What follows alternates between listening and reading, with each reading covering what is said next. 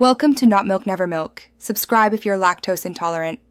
You begin by getting a personal access token and choosing your tool. Curl is immediate, Postman gives a GUI, GHCLI integrates with Git.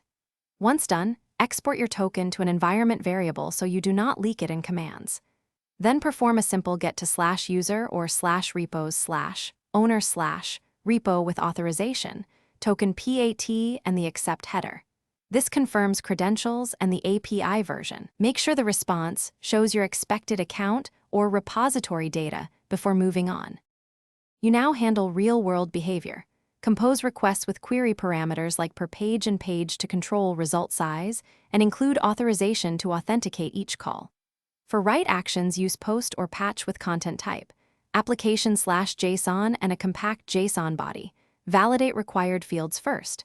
Once done, inspect headers for X-rate limit remaining and accept links for next/prev pages. If responses include link headers, follow them to iterate, otherwise use page increments. Rate limits and proper headers keep your automation reliable and efficient. You finalize by validating that writes succeeded and polling or webhooks are set if you need updates. Use eTag with if none match to avoid re-downloading unchanged resources. Automate via scripts or CI. Store secrets securely, rotate tokens, and log HTTP status codes. If things go wrong, inspect the response body for error messages and check X-rate limit remaining.